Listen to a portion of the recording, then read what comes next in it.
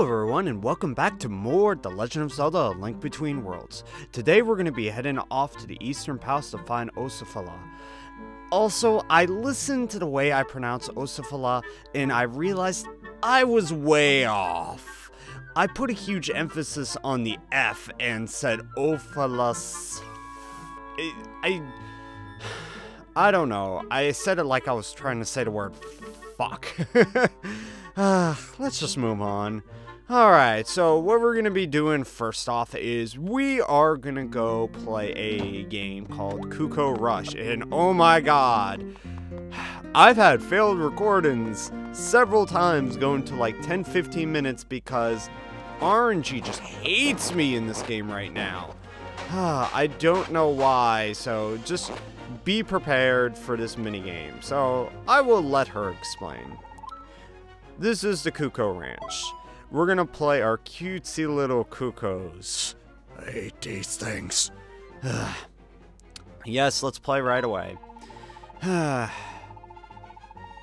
Okay, so the rules are simple. You go into the closure, and then you try to dodge the Cuccos for about 30 seconds. It's pretty easy. There's 3 levels: egg, chick, and rooster. We're gonna get a piece of heart here on rooster level. Problem is, rooster is just RNG hell. So we're just gonna try to do the best that we can. So I'll show you the first 30 seconds. I'm not gonna show chick level, but I will show a successful attempt of rooster, if I actually have a good part and don't screw up again. Yes, let's play egg level. Now, my recommendation when you're playing this game, stare at the screen and try to open your irises as big as they can so you can take in the entire enclosure of this pen. And just keep moving. Do not stick to the fences if you can, because if you do, you can screw up and then die a lot. And by the way, this is all RNG, random number generation. So be prepared. It's not going to be a set pattern. It's just going to come at you randomly and can screw you up highly. Alright, so that's our first game, and luckily the RNG gods have spared me for now. I'll be back once I finish a successful attempt at rooster. See you then.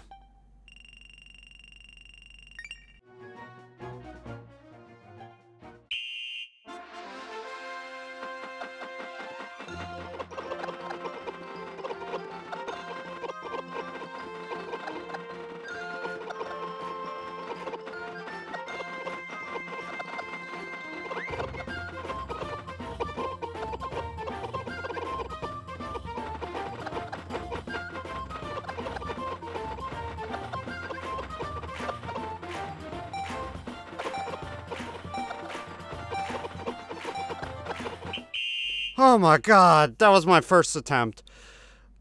Okay, I got it.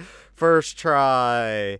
Alright, and her special challenge that she's talking about next time is known as Endless Mode, where you can stay in as long as you can, and the longer you stay in, you get more rupees. But we're not going to be showing that off. Alright, so we got 150 rupees because we beat Rooster. And since I made the Cucco so happy by playing with them, evil mother, I get a special gift. Piece of heart number 2. Oh, jeez. Okay, so honestly, thank God I got all 3 on my first try. Oh, thank you, RNG gods. I hate you, but I love you too. Okay, so with that, we actually got what was needed, and what we're going to do is we're going to go back into Kakariko Village and buy a few things. First thing that we're going to do is we are going to buy a shield. Now, in order to buy this, we got to come up here to this shop with the shield logo on top. So we're just going to buy this, and luckily, it's pretty cheap. It's only 50 rupees. Alright. Thank you very much, ma'am. Alright. And this will be very helpful for later on, especially considering there's going to be a lot of enemies that can hit us hard. shield is going to be a godsend. Okay, so now what we're going to do is we're actually going to go to this merchant over here who introduces himself and buy this bottle for 100 rupees. Now, this is a bottle. For anybody that's not familiar, in Zelda games you can hold items in them. And there's 5 of them in the game, and this is our first one. Yes. Alright. By the way, this guy looks very suspicious. Hey. Listen, kid, I didn't do it. Whatever it was, so just leave me alone, okay? Suspicious guy's suspicious. Watching you. Okay, so in the same fashion to A Link to the Past, there it goes, throwing another parallel again. In order to capture things in a bottle, we're gonna need a special item. Let's go in this house right here to the amazing bee. This guy. Bee guy. Buzz Link, long time no see. He's gonna make a lot of puns. A lot. Huh? Don't remember me? I've been catching bees since way back in the day. Well, I guess I've changed a bit. Takes a bee to see a bee, so I've become a different person. Jesus, I'm not reading out all of his lines. Puns can annoy me a lot sometimes. Yeah, sure, what's up? Okay. And now we got the net. Alright, so now we can actually put things in bottles. In particular, we're going to be putting things like fairies in bottles, not necessarily bees. Alright. So, generally, you can use the net in order to catch things in things by bees and put them in your bottle. And they could attack things for you, but it's not all that useful, so we're just going to ignore that. And let's go back towards the blacksmith shop. Alright. Oh, wait, what's going on?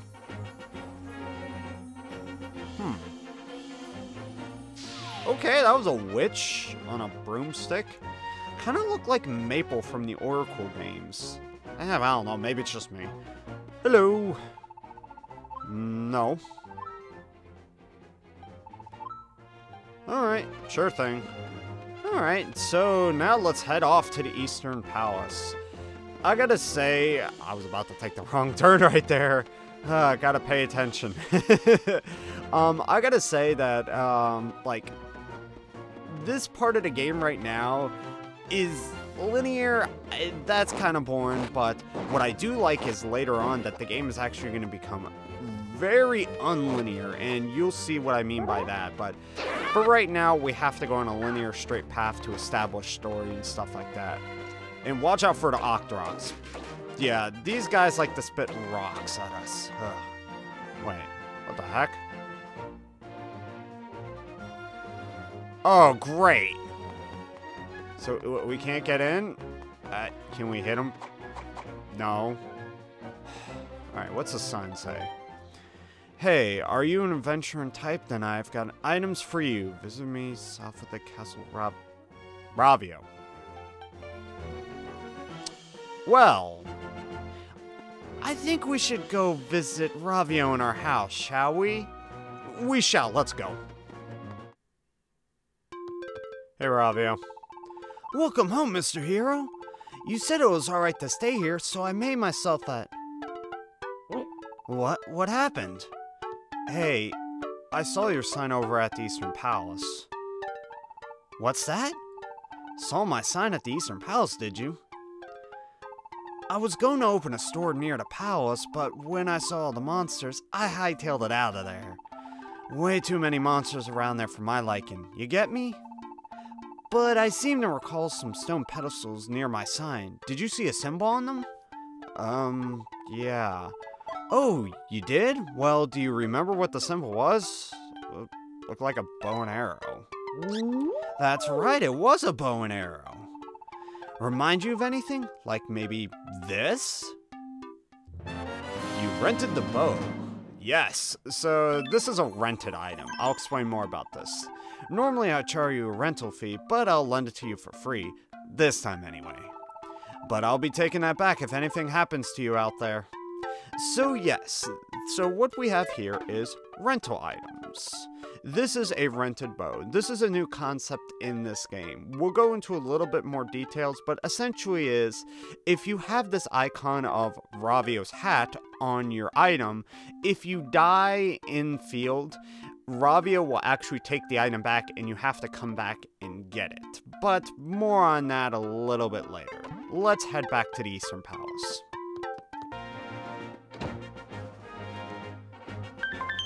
Okay, so this is our energy gauge. It depletes when you use Ravio's items and recharges over time. If you use your energy, it runs out and you can't use Ravio's items until it replenishes. So I'll basically show you how to use it. No, let's not hear the explanation again. Essentially what you do is, we go into our item menu and say we want to equip this to Y. Now, once we have it on the Y button, you shoot it, and then uses a little bit of the gauge. Now, if you, or gauge, I don't know.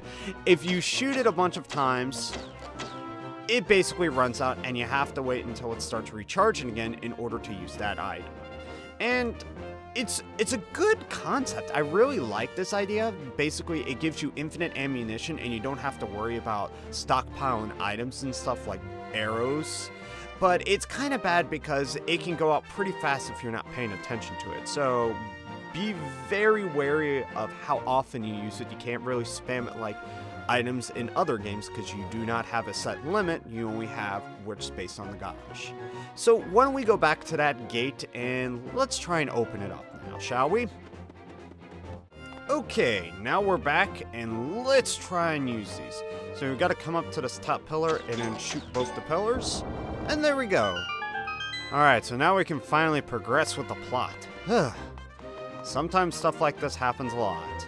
In this little area, well, we can't really complete it until later, so I'll save it until after we beat the Eastern Palace. Okay.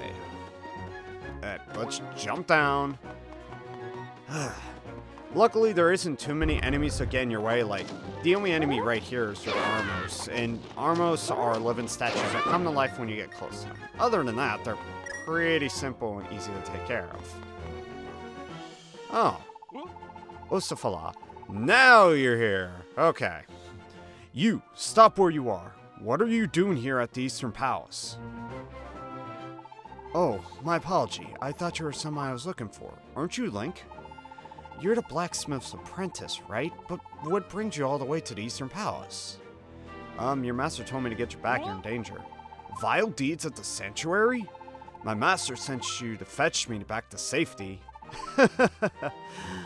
This Yuga you speak of surely is cause for grave concern. But why should, insert name here, be worried about me? I'm gonna send up the original 7 sages. I'm just as powerful as they were. I even got myself a sand rod, so I'm more or less invincible. Bold talk, you might say, but it's simply the truth. I'll get to the bottom of all of this Yuga nonsense. Now, farewell to you, Link. But dude, seriously... I guess we can't really convince him. Alright, save statue. And by save statue, I mean... Weathervane. No, let's not save here. So, we're gonna end it here on this note. And next time, we're gonna be heading on into the Eastern Palace and hopefully saving Osafala before Yuga gets to him. Until next time, thank you all for watching, and I'll see you in the next video.